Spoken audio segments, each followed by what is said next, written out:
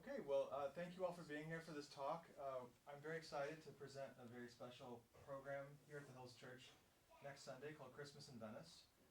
And we'll be featuring two masterpieces from the early Baroque, composed either in Venice or performed in Venice. So the first one is the Monteverdi Vespers, the last movement of the Monteverdi Vespers, which is the Magnificat, the song of Mary that she sings of joy after hearing from the angel Gabriel that she'll be giving birth to the Messiah. And the second piece is by Gabrieli, and it's called Jubilate Deo. It's a polychoral piece, so there are 8 voices, and we'll be joined by an orchestra of period instruments. So we'll have instruments that Monteverdi would have, and Gabrieli would have written for at the time. So cornetos, which are these wooden brass instruments, have a very delicate sound. It's a little bit like a trumpet, but more flexible and very difficult to play. But we have 2 of the best cornetists in the area that are coming in. We'll also have sackbuts, which are the ancestors of the trombone, and come in a variety of sizes from alto to bass. And also a fiorbo, which is this huge plucked string instrument that, it's about 12 feet long or so. It's just fun to look at, in addition to being a beautiful instrument. So I want to talk a little bit about why Venice. I wonder if I can use this.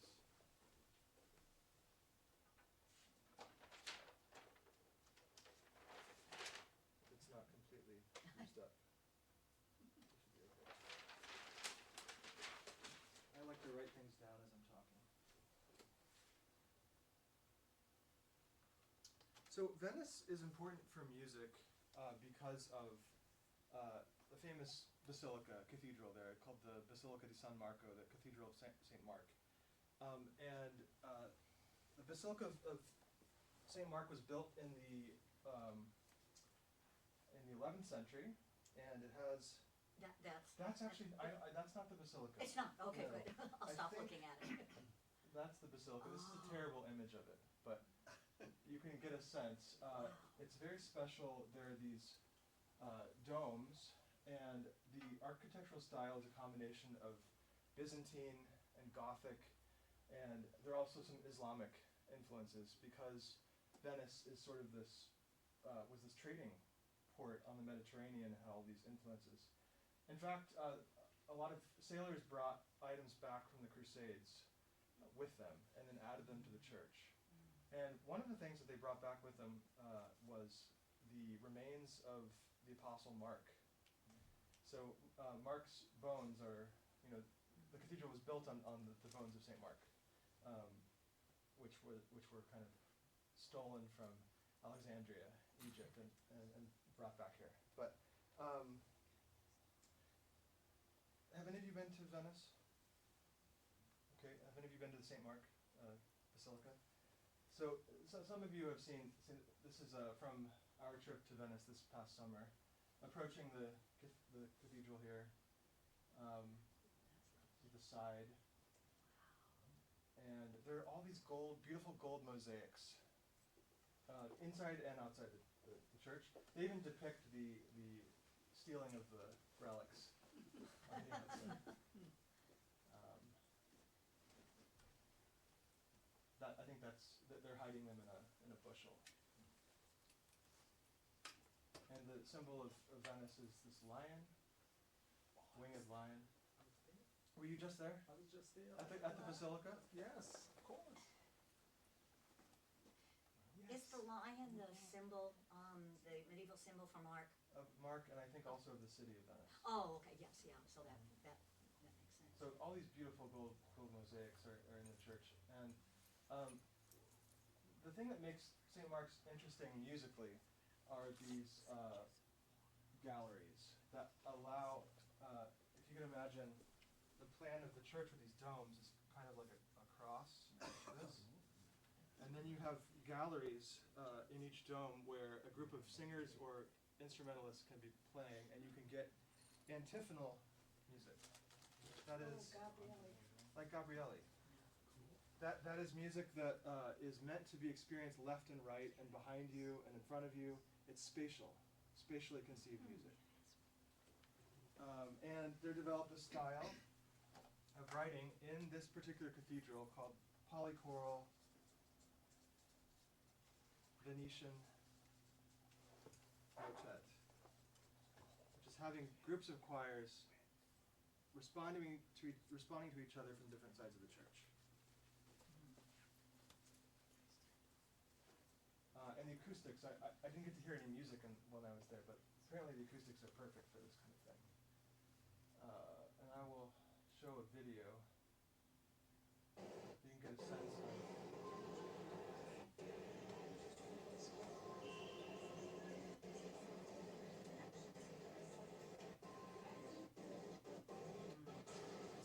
See the galleries. You said 11th century? I believe so, yeah.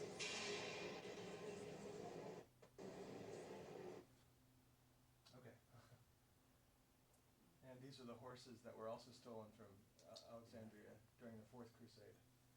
And then Napoleon stole them, and then they were returned after he was defeated. So these horses have been through a lot. So I want to talk a little bit about Monteverdi. This is actually another church. I forget the name of it, but Monteverdi is buried in a different church, and I got to visit his tomb. And next to his tomb is the Missa, one of his masses, Missa in Illo Tempore, the sixth voice mass, which I love. So it was very special to be there. So Monteverdi, let's talk about Monteverdi. So born in 1567 and died in 1643. If you've ever taken a music history class, you know that the Baroque begins roughly in 1600. And so Monteverdi kind of straddles the Renaissance and the Baroque periods. And he was able to write in both styles, very well. But was a revolutionary when he wanted to be, and was a musical conservative when he wanted to be. So Monteverdi was a northern Italian born in Cremona, which is not too far from Venice. And his important first job was working in Mantua for the Gonzaga family. He sort of worked his way up there, started as a violist, and then eventually became the music director. And he was originally famous for his madrigals, so his secular polyphonic music. But he was part of a school of composers like Gesualdo. I don't know if any of you know about Gesualdo. He had a very turbulent personal life, which I won't get into, but you can read about it. But his music reflects that. I'll play you a quick phrase from Gesualdo, and you'll see how shocking it is.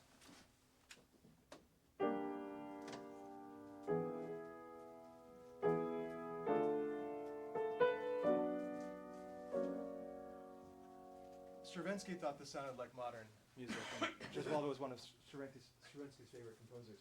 But people like Gesualdo and Monteverdi, in their madrigals, they were breaking rules of traditional composition to set the text expressively, to be very expressive with the text. Not everybody liked this. So there was a theorist named Artusi, pictured here on the right, who was very against Monteverdi and his innovations in music. He thought he was destroying music. This is something that comes up again and again. Someone's destroying music because they're experimenting. They're actually on the forefront of change, positive change. But Artusi actually published a book on tuning, on how to tune instruments in a nice way, and then he had an appendix at the end where he takes shots at Monteverdi. But he doesn't mention Monteverdi, but he mentions a famous madrigal that everybody knew was by Monteverdi, called Cruda Amarili, and it goes like this, and I will quickly play it for you.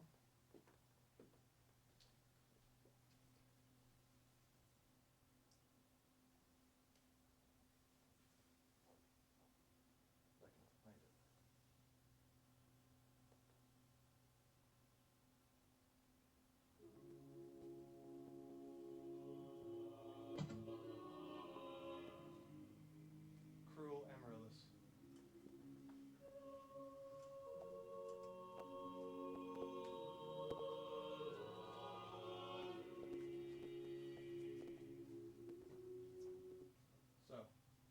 so offensive, right? Actually quite beautiful. But if you look closer, Monteverdi's breaking some cardinal rules. All right, look at the top line and the bottom line. I'll play it for you.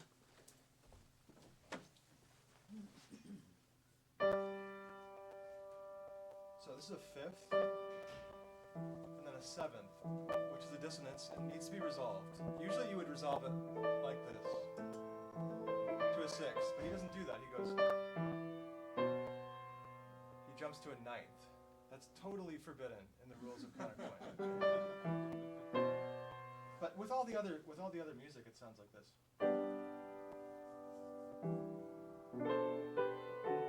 It's hidden with this beautiful harmony that's inside. But Artusi said, no, Monteverdi, you're destroying music. So Monteverdi had a very clever response to this. He said, I'm aware of the rules I'm breaking. I'm totally aware of what you're talking about. But you misunderstand because the rules you're talking about are the prima pratica, the first practice, which was embodied by the style of Palestrina. Okay? But I'm writing in the seconda pratica. I'm writing in the second practice. And the second practice has its own set of rules that only I know. I'm following those rules. And by the way, the seconda pratica that Monteverdi is describing becomes the Baroque. Okay, it's all these rules that Monteverdi is breaking are rules that composers are going to continue to break as they form this new style called the Baroque. Other aspects of this new style are a bass line that is like continuous throughout a composition, and writing out a bass line with chord symbols, and then this is called the basso continuo. It's a lot like a rhythm section in a jazz group. So you get the bass line, you get the chords, and then the harpsichordist or the organist or the cellist play and improvise based on the bass line. That's another aspect of it. And just to give you a quick example of the prima pratica, someone who was following the rules, it's best illustrated by the music of Palestrina. And let's see if I can find it. Too many playlists.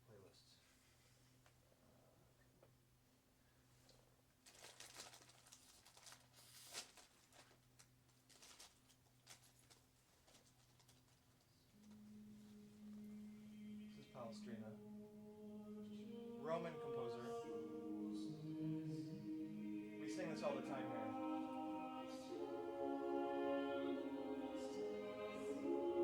There are very few dissonances. It's very pure, refined music.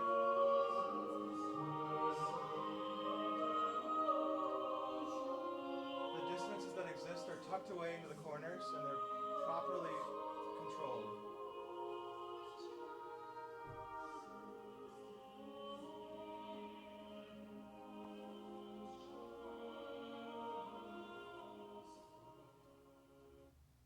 So it turns out Monteverdi could write in this style when he wanted to, and he did.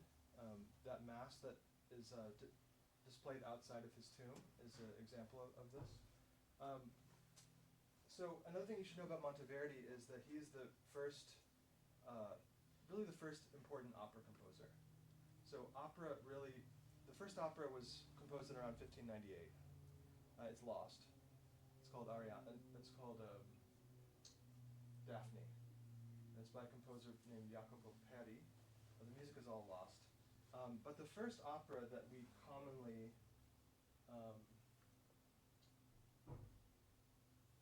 that is still performed today is called L'Orfeo, and it's a Monteverdi opera. It's composed in 1607.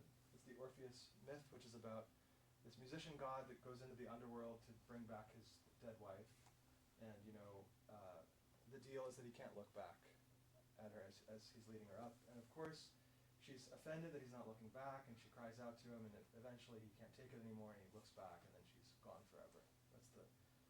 That's the myth of Orpheus, but it's actually about the power of music, like that this guy could use music as a means of getting down into the underworld and convincing everybody to change basically the nature of reality to give his wife back to him.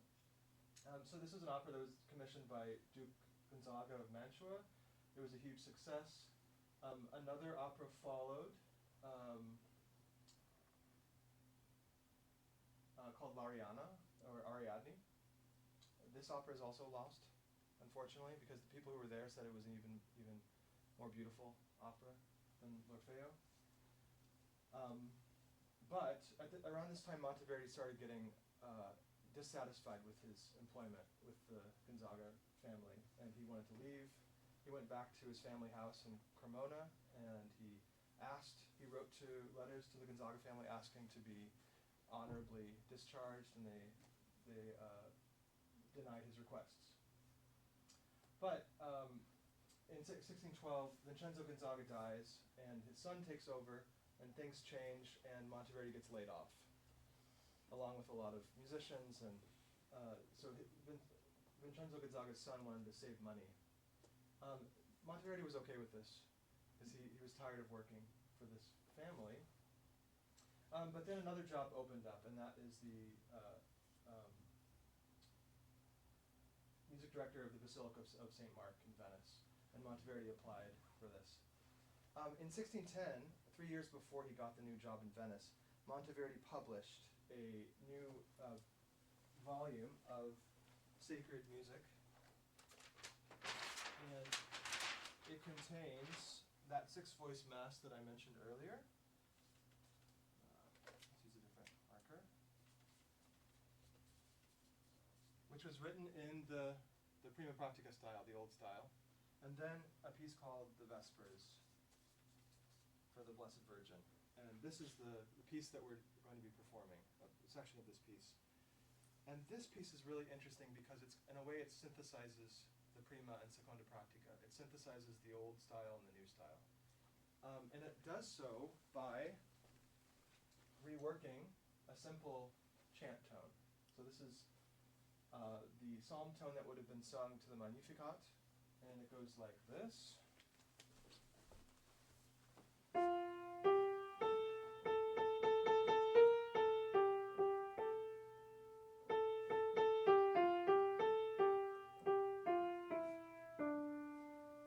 So in a very simple service, you would just sing the Magnificat to that tone. Every verse would be sung to that tone. What Monteverdi is going to do is he's going to revise a little bit the end of it, but the entire Vespers is elaborate ornamentations of these chant tones, using it as a cantus firmus.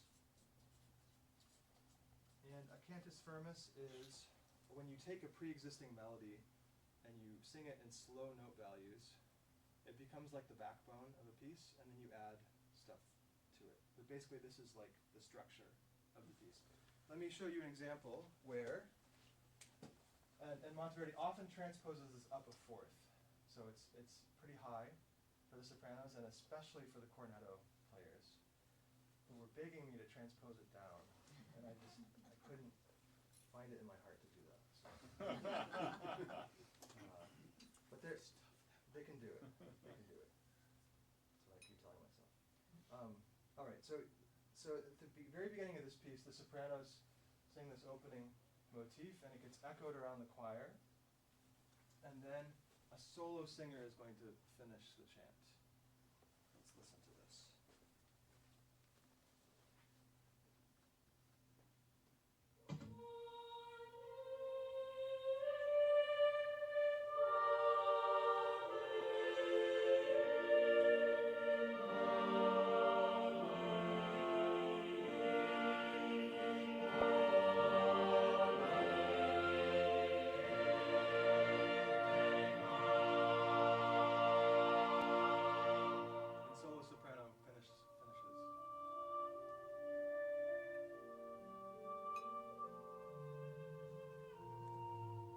Rid of that note, skips it.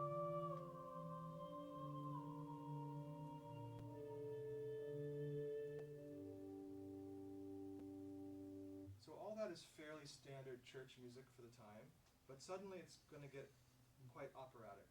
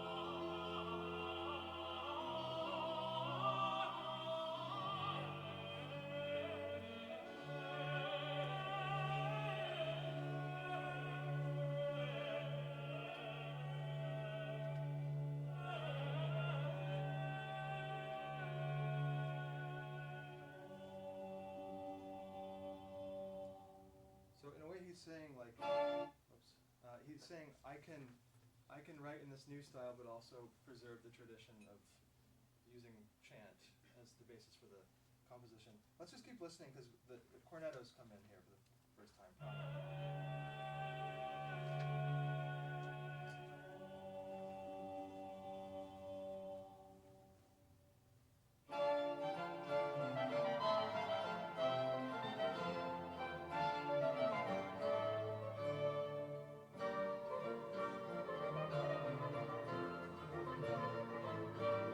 Very modern dance music.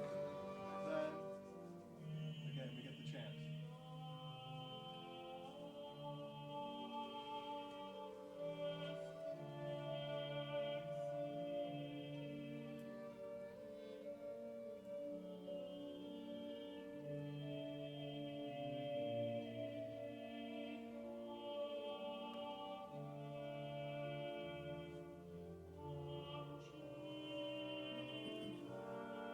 These are the sack butts, low instruments.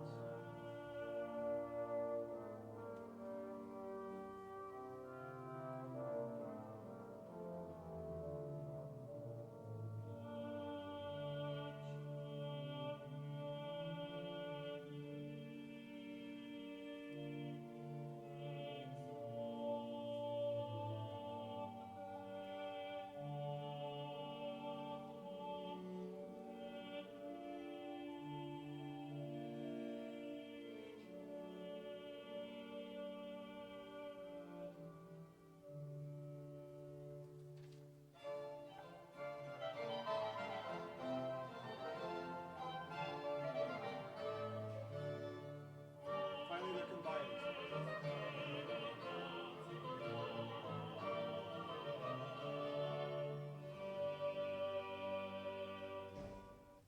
There's another cool effect that Monteverdi uses, both in this piece and in L'Orfeo.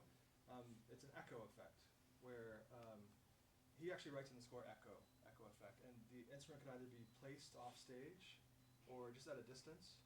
And in L'Orfeo, it's when Orpheus is down in the underworld, and he's trying to charm Charon, the river boatsman of the river Styx. And he sings this beautiful florid music, and then a cornetto or a violin plays something, and then you hear it echoing into the far recesses of the underworld. But he does the exact same thing in this piece, and we're still trying to figure out exactly how to do this here. We experimented, because Michael is singing the echo, we experimented with putting him like slightly off the chancel. But it's something we'll work on with the instruments on Thursday during the dress rehearsal. I want to play you a little bit of where this happens in L'Orfeo, and then a similar effect in the Vespers.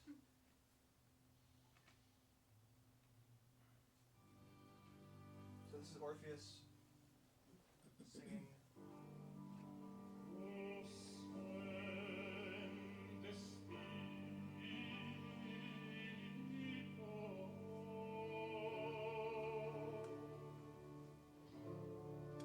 You get a violin with an echo.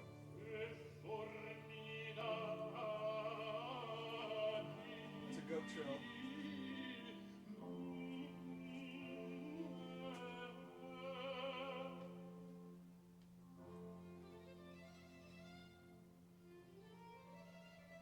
It's subtle.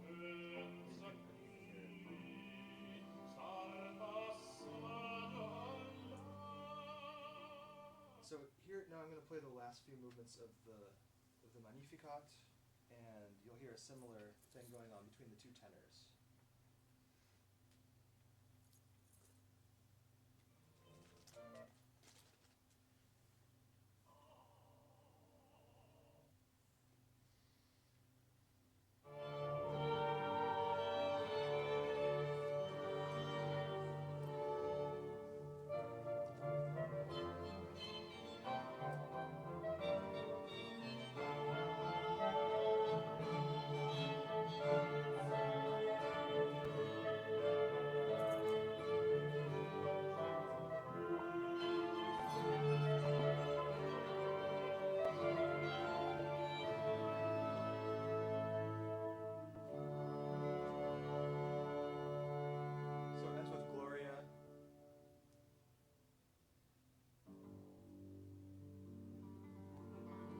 sounds so much like Orfeo.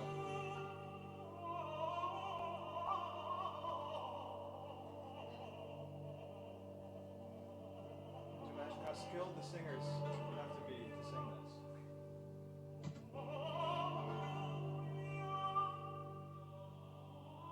Echo. And then we get our drum.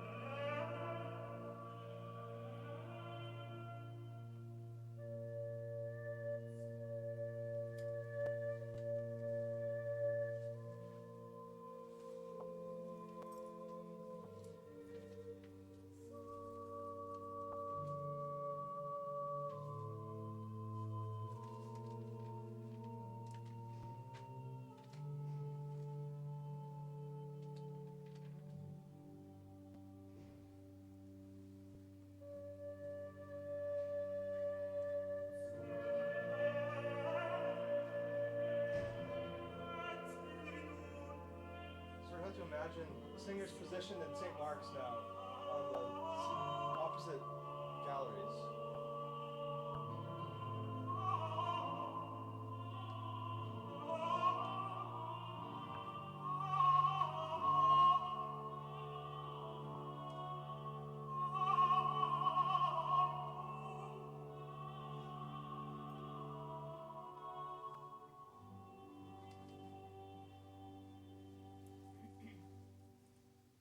So, very cool synthesis of opera and church music, I think, in this piece.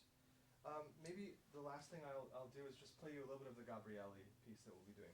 So, Gabrielli, unlike Monteverdi, was not ever the music director at St. Mark's, but he was the principal organist. And in fact, his uncle was also the principal organist and principal composer of the church. So you have two Gabriellis. You have Andrea Gabrielli, the uncle, and Giovanni Gabrielli, the nephew.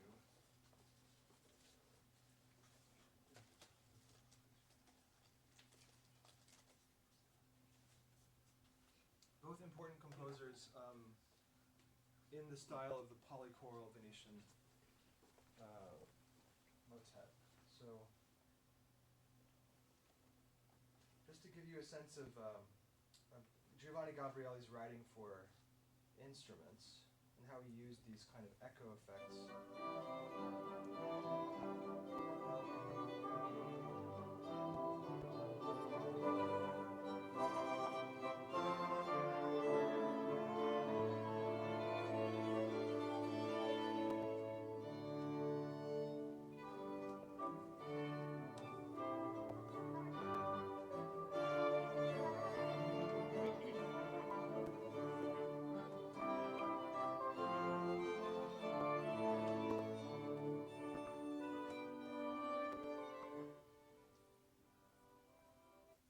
Here's just the beginning of the piece we'll be doing, Jubilate Deo. This will also be doubled with the instruments.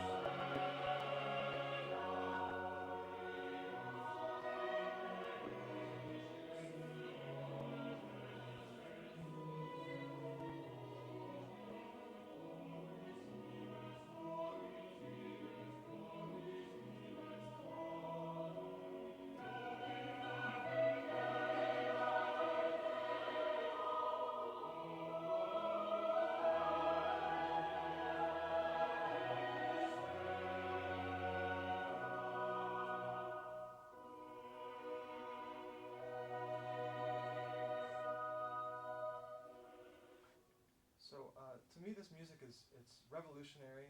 It's written for this incredible space in Venice, and it's just some of the most exciting settings of some of our beloved Christmas texts. So I'm very excited about this.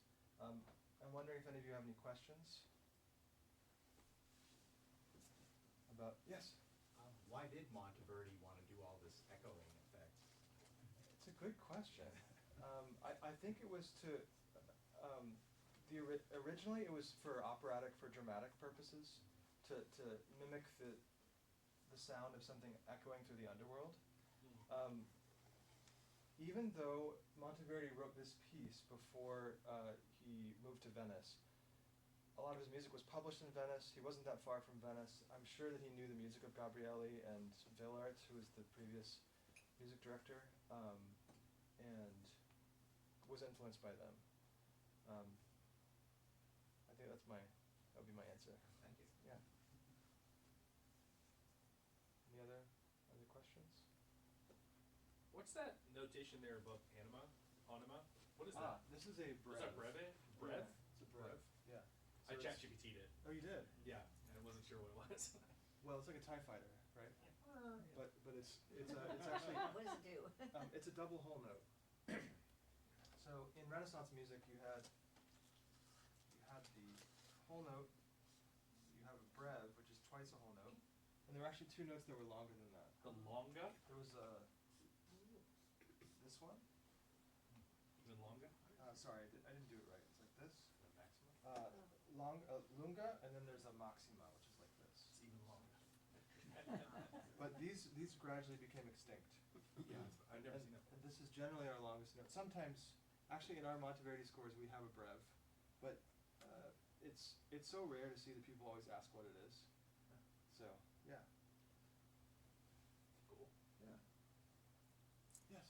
A very technical question about the printout up there. Yes. What would the time signature be for those two measures? So there's no time signature. So it's Wow, free. I had no idea that. So could in be the chant, case. it's kind of mimicking spoken, the rhythms of speech. Oh, And so there would not be time signature. So Monteverdi has to decide when he's using this in each movement how to turn it into a rhythm that will go along with the other parts, and he does it differently each time. That's cool. And there are a few movements. So like I said, he transposes up a fourth oftentimes, but there's one movement where the choir is divided into two sections, and the tenors and basses are singing this transposition, and altos and sopranos are singing a fourth up, and it's going back and forth. And he's showing off that look what I can do.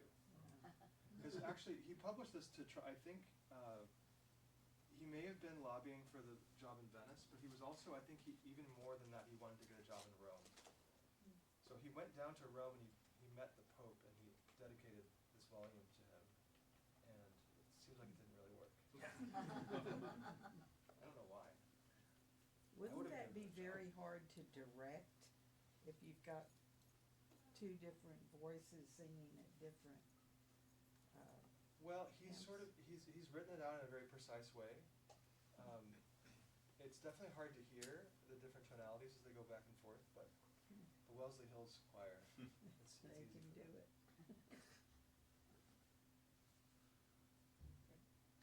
Okay. Any last question? Thank you, Will. Thank you. Yeah, appreciate it.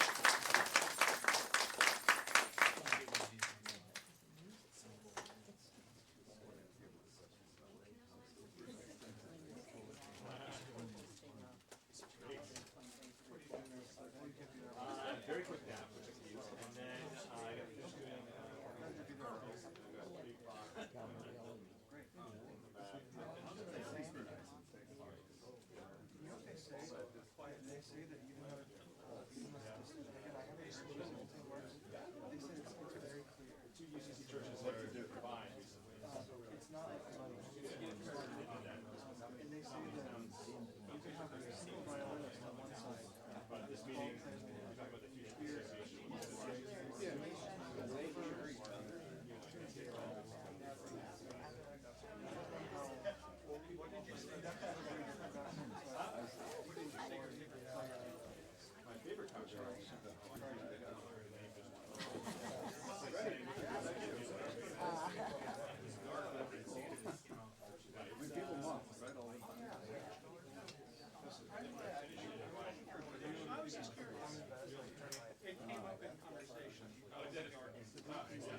very Christmas. So much weird. I don't think, it didn't seem like old medicine you used. With you. They'll know.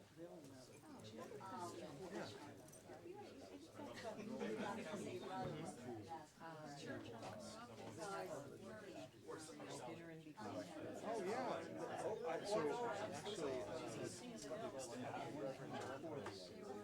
Talking about moving the late service earlier, and I didn't want to do that so that we could have our. So I hope you're willing to host this. Yeah, it's lovely. It's good for me to do a little sustenance. This new stage, now that I have like, yeah, now that I don't have to make money. Yeah, thank you. I have time to So I can announce that. make some. That was always my thing. Like, all right, a commission I keep myself is money lost. Yeah, I know. Now I know the capacity. Hey, that was great, dude. You should have just like some left. Yeah. I worked in this for a while. Daily. I was director of development at PR and music. Oh, cool. Which later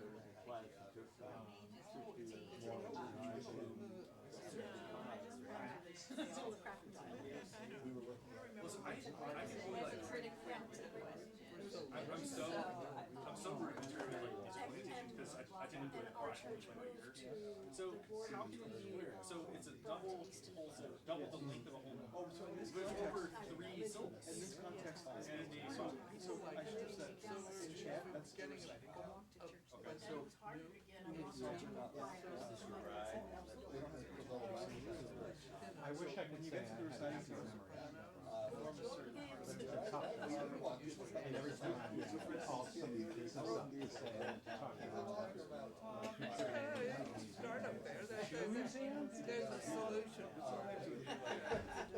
That's what they, that's what they're,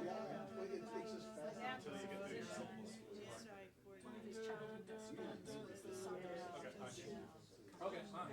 some of these things are optional. I was like trying to figure it out. I was like, that's 3 syllables.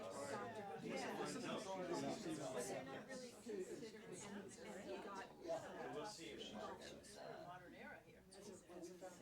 about every 5 years. They took one of the stained, they had some beautiful stained glass windows on either side of the chancel. Because I'm always just One of them is in the new church. It's not Hi. How are you? Good, how are you? Nice to see you. I'm gonna see you on Thursday, actually. Loosen up my schedule with Christmas time, sort of like hedging their bets. Advent scene on Thursday, and then I'll see you next semester on Thursdays too. But it was interesting. What's the relationship between the two sort of apostles? Oh, Gabriele, so Gabriele was first. okay. He actually died a few months before Monteverdi arrived in Venice, so they're still in his, the assistant I use here. Gabriele was actually part of the news, so we, yeah, so we'll go, we did. Yeah. Then, I gotta go work on my Yeah, in general, that's remind myself who the apostle Paul was. Well, Hey, you see doing it without glasses is best. Yeah. Yes, but you can't do that unless you Yeah, with memorize. the, well, unless your publication, story is he big was enough. trying to show that he could do And both. these are tiny little Yeah. Hey, you too. Older style. Hey, hey. Oh, hello. Very cutting edge. Yeah, when do you want to rehearse? Or do you want to rehearse? Of course.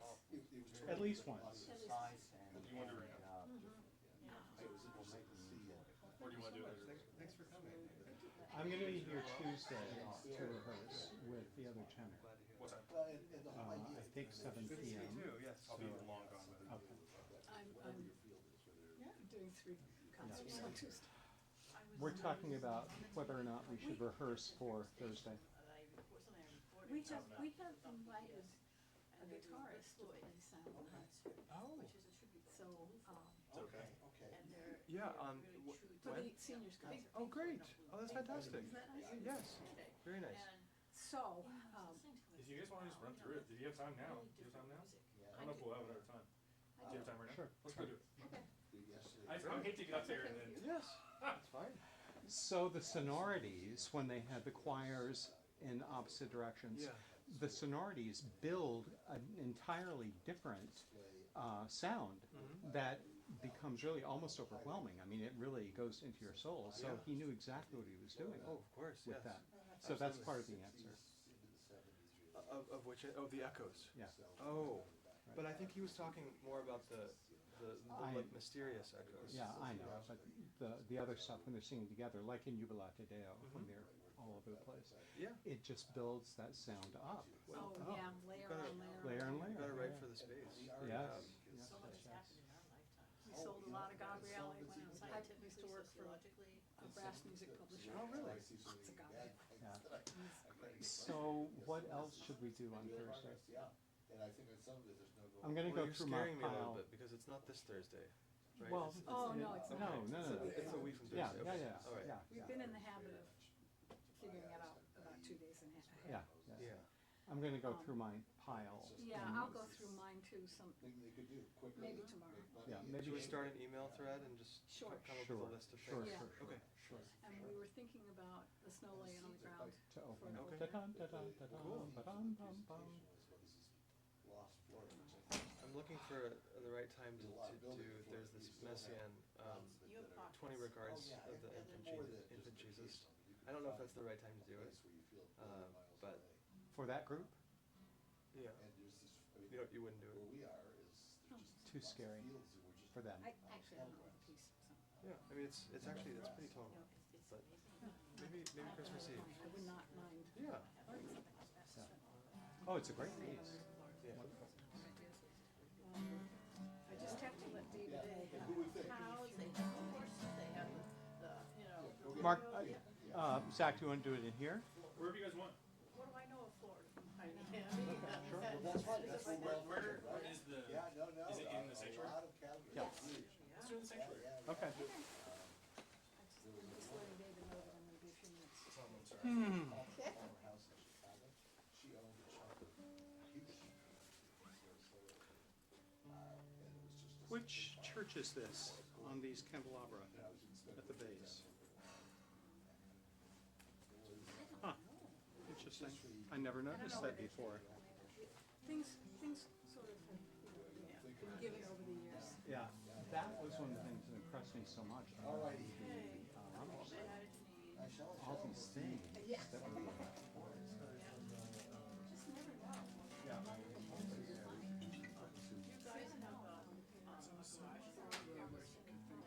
We have somebody we've used for this week. Yeah, it's off the runners. Yes, we do, though I don't know. I'll ask. Will you send me? I'm hoping Mark is still in business. He didn't answer the phone I know. Saturday, They come and get but he. A basilica doesn't Mark necessarily need to be is a a month ago.